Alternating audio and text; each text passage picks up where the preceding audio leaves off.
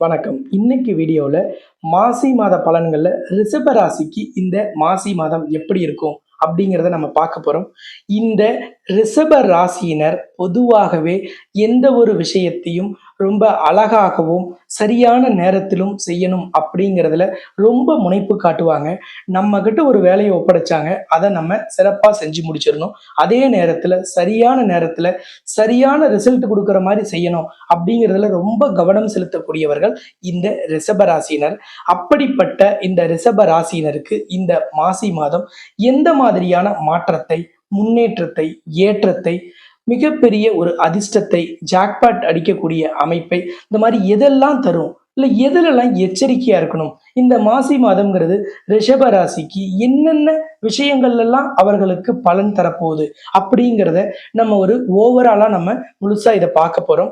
இந்த வீடியோக்குள்ள போறதுக்கு முன்னாடி இந்த சேனலை ஃபர்ஸ்ட் டைம் பார்க்குறீங்கன்னா சப்ஸ்கிரைப் பண்ண மறந்துடாதீங்க. அதே மாதிரி மற்ற ரிஷப ராசிக்காரர்களுக்கும் இந்த வீடியோவை நீங்க ஃபேஸ்புக் வழியாகவோ அல்லது வாட்ஸ்அப் வழியாகவோ நீங்க ஷேர் பண்ணுங்க. அவங்களும் இந்த வீடியோவை பார்த்து பயன்பெறட்டும். ரிஷப ராசியினருக்கு இந்த மாசி மாதம் நீங்காத ஒரு நினைவை கண்டிப்பாக ஏற்படுத்திவிட்டு செல்லும். அப்படிப்பட்ட ஒரு அருமையான மாதம் இந்த மாசி மாதம். இந்த ரிஷப ராசியின் அதிபதி சுக்கிரன், இங்கே உச்சம் பெறுவது சந்திரன். அப்படிப்பட்ட ரிஷப ராசியில் இருக்கக்கூடிய நட்சத்திரங்கள் கார்த்திகை நட்சத்திரத்துல 2, 3, 4ஆம் பாதங்கள், ரோகிணி நட்சத்திரத்துல 1, 2, 3, 4ஆம் பாதம், மிருகசிரீச நட்சத்திரத்துல 1, 2 பாதங்கள் ஆகிய நட்சத்திரத்தையும் அதன் பாதங்களையும் கொண்டது ரிஷபராசி. அதுல கார்த்திகை நட்சத்திரம்ங்கிறது சூரியனின் நட்சத்திரம், ரோகிணிங்கிறது சந்திர நட்சத்திரம், மிருகசிரீசம்ங்கிறது செவ்வாயின் நட்சத்திரம். அப்படிப்பட்ட இந்த அதிபதிகளின் நட்சத்திரத்தை கொண்ட ரிஷபராசிக்கு மாசி மாதத்தில் இருக்கக்கூடிய கிரக அமைப்பு அப்படின்னு பார்த்தீங்கன்னா 5ஆம் இடத்தில் கேது, அதே மாதிரி இவர்களுக்கு 9ஆம் இடத்தில் செவ்வாய், புதன், சுக்கிரன், 10ஆம் இடத்தில் சனி, சூரியன், 11ஆம் இடத்தில் ராகு, 12ஆம் இடத்தில் குரு. இந்த மாதிரியான கிரக அமைப்பில் இந்த மாதம் பிறக்கிறது. இந்த மாதத்தில் முதல்ல உங்களுக்கு பெயர்ச்சி அப்படின்னு பார்த்தீங்கன்னா புதன் பிப்ரவரி 20ஆம் தேதி 9ஆம் இடத்திலிருந்து 10ஆம் இடத்திற்கும், மார்ச் 7ஆம் தேதி அன்னைக்கு சுக்கிரன் 9ஆம் இடத்திலிருந்து 10ஆம் இடத்திற்கும் பயிற்சி ஆகிறார்கள். இந்த 2 பயிற்சி தான் குறிப்பிடும்படியாக இந்த மாதத்தில் இருக்கக்கூடிய கிரக பயிற்சி.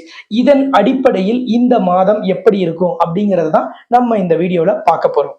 உங்கள் ராசி அதிபதி சுக்கிரன் 2ஆம் இடம்னு சொல்லக்கூடிய தனஸ்தானத்திற்கு அதிபதியான தனாதிபதி புதனோடு கூடியிருக்கிறார். அதுவும் எங்க 9ஆம் இடத்தில் யோகஸ்தானத்தில் ராசி அதிபதி தனாதிபதியோடு கூடியிருப்பதால் கண்டிப்பாக தாராள தனவரவு வரும். நீண்ட காலமாக வராத பணம் வசூலாகும். உங்களோட இடம், கடை ஏதாவது வாடகைக்கு விடுறதுக்கு கட்டி வச்சிருந்தாலோ, காலி இடம் நீங்க கட்டி நீண்ட காலமா யாரும் வரல, வீட்டுக்கு வாடகைக்கு ஆள் வரல அப்படின்னு நினைச்சா அது எல்லாமே இந்த மாதத்தில் நடக்கும்.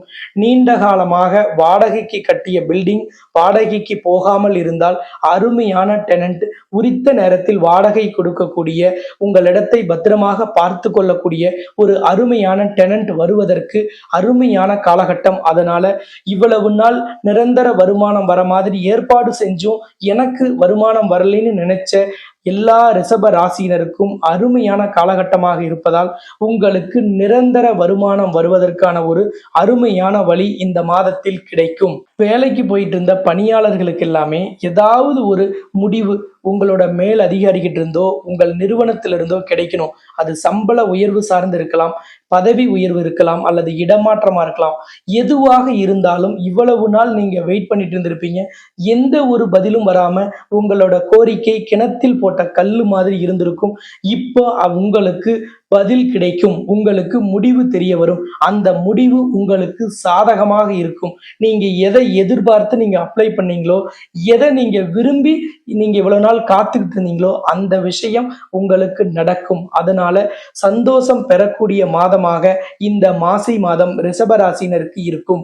சொந்தமாக தொழில் செய்யக்கூடியவர்கள், வியாபாரம் நடத்தக்கூடியவர்கள் எல்லோருக்குமே வேலையாட்கள் சரியாக இல்லைங்கிற பிரச்சனை இருந்திருக்கும். எத்தனை நபர்கள் நம்ம நிறுவனத்துல வேலை செய்யறாங்கிறத விட எத்தனை ஊழியர்கள் திறமையான நபர்களாக, விசுவாசம் மிக்க நபர்களாக, சரியாக உழைக்கக்கூடியவர்களாக இருக்கிறாங்களோ அதுதான் அந்த நிறுவனத்தின் வளர்ச்சிக்கு காரணமாக இருக்கும். அப்படிப்பட்ட ஒரு திறமையான வேலையாட்களை அடையாளம் கண்டு அவர்களை நீங்கள் ஊக்கப்படுத்தி அல்லது புதிய ஆட்களை நீங்கள் திறமை உள்ள நபர்களை நீங்கள் பணியமர்த்தக்கூடிய மாதமாக இருக்கும். அப்போ திறமை இல்லாத நபர்களை நீக்கிவிட்டு குறைஞ்ச ஆட்களை வைத்தாலும் அவர்கள் திறமை மிக்கவர்களாக, நம்பிக்கைக்குரியவர்களாக இருக்கக்கூடிய நபர்களாக உங்களுக்கு அமைவார்கள். அப்படிப்பட்ட ஒரு அருமையான கிரக அமைப்பு இருப்பதால் இந்த மாதம் உங்களுக்கு வேலையாட்களால் நிம்மதி பெருமூச்சு விடும் மாதமாக இருக்கும். தொழிலோ, வியாபாரமோ, ட்ரேடிங்கோ, ஃப்ரான்ச்சைஸி எடுத்து பண்றீங்களோ, எதுவாக இருந்தாலும் அதுல ஒரு முன்னேற்றம் கிடைக்கும். அதுல இருக்கிற நம்பிக்கை, அதோட வளர்ச்சியை வச்சு நீங்க இன்னொரு புதிய கிளை தொடங்குவதற்கோ அல்லது அதையே விரிவுபடுத்துறதுக்கு அருமையான காலகட்டம். நீண்ட காலமா அதுக்கு திட்டம் போட்டுக்கிட்டு இருந்தீங்க. ஆனா ஏதோ ஒரு மனக்குழப்பத்தினாலையும் நடக்குமா நடக்காதான்னு ஒரு சந்தேகம் உங்களுக்குள்ளேயே அது நம்பிக்கை இல்லாம இருந்தது. அந்த நம்பிக்கை கிடைத்து உங்கள் தொழில் வியாபாரத்தை விரிவுபடுத்துவதற்கு அருமையான மாதமாக இருக்கும். இந்த மாதத்தில் அதை விரிவுபடுத்துவீர்கள். அதே மாதிரி தொழிலை பேசும் பொழுது விவசாயத்தை பேசாம இருக்க முடியாது. விவசாயத்துல மூலிகை பயிர் சாகுபடி செய்யக்கூடியவர்கள், ஏலக்காய், மிளகு, துளசி, வேப்பிலை அல்லது அந்த வேப்ப எண்ணெய் எடுத்து விற்கிறவங்க, இந்த மாதிரி மூலிகை மருந்து சார்ந்த பயிர் சாகுபடியோ அல்லது அந்த மாதிரி பொருட்களை உற்பத்தி செய்து தயாரித்து விற்பனை செய்யக்கூடிய எல்லோருக்குமே அருமையான மாதமாக இருக்கும். அதே மாதிரி வாசனை திரவியங்கள் வியாபாரம் செய்யக்கூடியவர்கள், உற்பத்தி செய்யக்கூடியவர்கள், அதுக்கு மலர்கள் ஏற்றுமதி செய்யக்கூடியவர்கள் எல்லோருக்குமே அருமையான வாய்ப்பு. நிறைய ரிஷப ராசியினர் நீங்கள் பூ சாகுபடியில் ஈடுபட்டிருந்தால் அது மல்லிகையோ, சம்மந்தியோ, மரிக்கொழுந்தோ அல்லது எதுவாக இருந்தாலும் சரி, அதை வெளிநாட்டுக்கு ஏற்றுமதி செய்யவும் அதை வாசனை திரவியம் தயாரிக்கும் நிறுவனத்திற்கு வழங்குவதற்கும் ஒப்பந்தங்கள் உங்களுக்கு கிடைக்கும். அப்படிப்பட்ட ஒரு உன்னதமான மாதமாக இருப்பதால் விவசாயத்தில் தன்னம்பிக்கையும் அதிக லாபமும், விவசாயத்தின் மீது கூடுதல் கவனம் செலுத்தக்கூடிய மாதமாகவும் இந்த மாசி மாதம் ரிஷப ராசியை சார்ந்த விவசாயிகளுக்கு இருக்கும். ரிஷப ராசியினருக்கு மே 1ஆம் தேதி உங்க ராசிக்குள் குரு பகவான் வரார். அப்போ குரு பலன் வந்துடும். குரு பலன் வந்ததுனால மே 1ஆம் தேதிக்கு பிறகு நீங்கள் திருமணம் செய்யலாம். இப்ப வரன் பார்த்துட்டு இருக்கீங்கன்னா இப்போ வரனோடு பேச்சுவார்த்தை நடத்தி திருமண நிச்சயதார்த்தம் செய்து தேதி குறித்து விட்டு நீங்கள் பத்திரிகை கொடுக்கலாம், திருமண ஏற்பாடுகள் செய்யலாம். முகூர்த்தத்தை மே 1ஆம் தேதிக்கு பிறகு நீங்கள் வைத்துக் கொள்ளலாம். நீண்ட காலமாக திருமண தடை இருக்கு அப்படின்னா நீங்க உங்கள் ராசி அதிபதி சுக்கிரன், சுக்கிரனின் அதிபதி மகாலட்சுமி. அப்போ மகாலட்சுமி ஆலயத்தில் நடைபெறக்கூடிய சுயம்வர கலா பார்வதி ஹோமத்தில் கலந்து கொண்டால் உங்களுக்கு திருமண தடை நீங்கும். குடும்ப வாழ்க்கையில் சிக்கல் இருந்தால் நீங்கிவிடும். அதே மாதிரி விரும்பிய வரன் கிடைக்கும். உங்க மனதுக்கு பிடித்த வரனே உங்களுக்கு வாழ்க்கை துணையாக வரும். உங்கள் எண்ணம் ஈடேறும். அந்த மாதிரியான சக்தி வாய்ந்த ஹோமம் மகாலட்சுமி ஆலயத்திலே, அதுவும் உங்கள் ராசி அதிபதி சுக்கிரன், அதன் அதிபதி மகாலட்சுமிங்கிறதுனால ரிஷப ராசியினருக்கு இந்த ஹோமம் 100% பலனை தரும். அப்படிப்பட்ட ஒரு அருமையான ஹோமம் சுயம்வர கலா பார்வதி ஹோமம். இந்த ஹோமம் பௌர்ணமி தினமான முழு நிலவு நாளில் நடைபெறுவதால் நீங்க அந்த ஹோமத்தில் கலந்து கொண்டு திருமண தடை நீங்கி உங்களுக்கு விரைவில் வரன் அமையும். குடும்ப வாழ்க்கையில் சிக்கல் இருந்தாலோ, கணவன் மனைவி பேச்சையோ, மனைவி கணவன் பேச்சையோ கேட்கலங்கிற சிக்கல் இருந்தாலோ அல்லது பிரிவினை இருந்தால் அவர்களும் இந்த ஹோமத்தில் கலந்து கொண்டால் நிச்சயமான பலன் கிடைக்கும். அது நமது ஆலயத்திலே நடைபெறுவதால் ஸ்கிரீன்ல தெரிகிற நம்பரையே நீங்க கான்டாக்ட் பண்ணி நீங்க அந்த ஹோமத்துல எப்படி கலந்துக்கலாங்கிற முழு தகவலையும் கேட்டு தெரிந்து கொண்டு அதில் கலந்து கொண்டு லக்ஷ்மி கடாட்சத்தையும் உங்களுக்கு அனைத்து தோஷ நிவர்த்தியையும் பெற்று நிம்மதியான வாழ்க்கை வாழலாம். நீண்ட காலமாக திருமணமாகி குழந்தை இல்லாத இளம் வயது தம்பதியினர் அல்லது 2வது குழந்தை நீண்ட காலமாக கிடைக்கலன்னு நினைக்கக்கூடிய தம்பதியினர் எல்லோருமே இந்த காலகட்டத்தில், அதாவது உங்கள் ராசிக்கு 5ஆம் இடத்தில் கேது இருப்பதால் இப்போ நீங்க சந்தான கோபாலகிருஷ்ண ஹோமம், அதாவது புத்திர காமஷ்டி ஹோமம்னு சொல்லுவாங்க, அந்த ஹோமத்தை நீங்கள் நடத்தினால், அந்த ஹோமத்தில் நீங்கள் கலந்து கொண்டால் நிச்சயமாக குழந்தை பாக்கியம் கிடைக்கும். அதே மாதிரி ஒரு ஹோமத்தை எப்படி செய்யணும் அப்படிங்கிறது பொதுவாக ஒரு விதிமுறை இருக்கு.